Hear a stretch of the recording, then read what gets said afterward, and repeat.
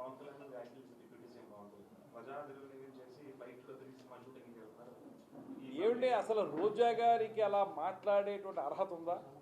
ఆవిడ ఎమ్మెల్యేగా ఉన్నప్పుడు, మంత్రిగా ఉన్నప్పుడు కూడా ఆవిడ చేసింది ఏంటి? జబర్దస్త్లో మీరు పార్టిసిపేట్ చేయలేదా?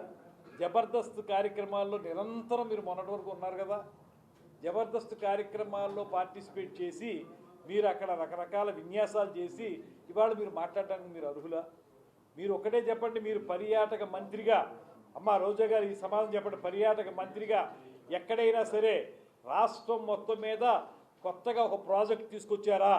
కొత్తగా కేంద్ర ప్రభుత్వం నుంచి చేయగలిగారా? రాష్ట్ర ప్రభుత్వం ఏదైనా చేయించగలిగిందా? ఒక్కటి కూడా చేయలేదు. అదే ఇవాళ డిప్యూటీ సీఎం గారు పవన్ కళ్యాణ్ గారు ఒక్క రోజులో గ్రామ సభలు మొత్తం రాష్ట్రం అంతా నిర్మించారు. ఇవాళ ఎన్ఆర్ఈజీఎస్ ద్వారా మేము ధైర్యంగా చెప్పగలం, నేను ఎమ్మెల్యే అయిన తర్వాత నిడదవోలుకి మంత్రి అయిన తర్వాత ఎన్ఆర్ఈజీఎస్ ద్వారా రమారం 20 కోట్ల రూపాయలు తీసుకొచ్చి రోడ్లు వేయించగలిగాను ఉప ముఖ్యమంత్రి గారి యొక్క డిపార్ట్మెంట్ ద్వారా. అదేవిధంగా రాష్ట్రంలో నుండి ప్రతి ఎమ్మెల్యే కూడా ఎన్ఆర్ఈజీఎస్ అంటే అది ఉప ముఖ్యమంత్రి గారి డిపార్ట్మెంట్. ఆ డిపార్ట్మెంట్ నుంచి ఇవాళ లింక్ రోడ్లు కానీ గ్రామీణ రోడ్లు కానీ వేయించగలిగాం. అదేవిధంగా మీరు చేసినటువంటి అనేక కార్యక్రమాల్లో పంచాయతీలకి ఏదైతే ఆదాయం రావాలో ఆ ఆదాయాన్ని పవన్ కళ్యాణ్ గారు చేపట్టారు.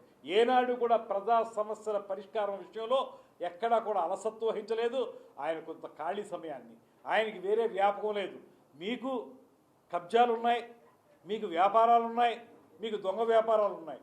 ఆయనకి ఏ రకమైనటువంటి వ్యాపారం లేదు. ఆయన సినిమాల ద్వారా వచ్చే 4 రూపాయలతో కుటుంబం పోషణ, ఆ వచ్చిన డబ్బును కూడా ఆయన ప్రజలకే ఖర్చు పెట్టేసేటువంటి పరిస్థితి.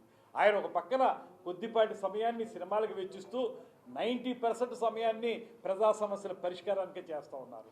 మంత్రి అయినప్పుడు, ఉప ముఖ్యమంత్రి అయినప్పుడు సహజంగా ఎక్కడికైనా వెళ్ళాల్సింటే విమానాల్లో వెళ్తారు, అది సహజం. అది దాన్ని మీరు ఆక్షేపించడానికి మీకు అర్హత లేదు. మీరు మీకు ఇచ్చినటువంటి మంత్రిత్వ శాఖలో ఏ ఒక్క ఇంచ్ అభివృద్ధి మీరు చేయనటువంటి మీకు ఉప ముఖ్యమంత్రి గారిని విమర్శించే అర్హత లేదు అనేటువంటి మాట చెప్తున్నారు.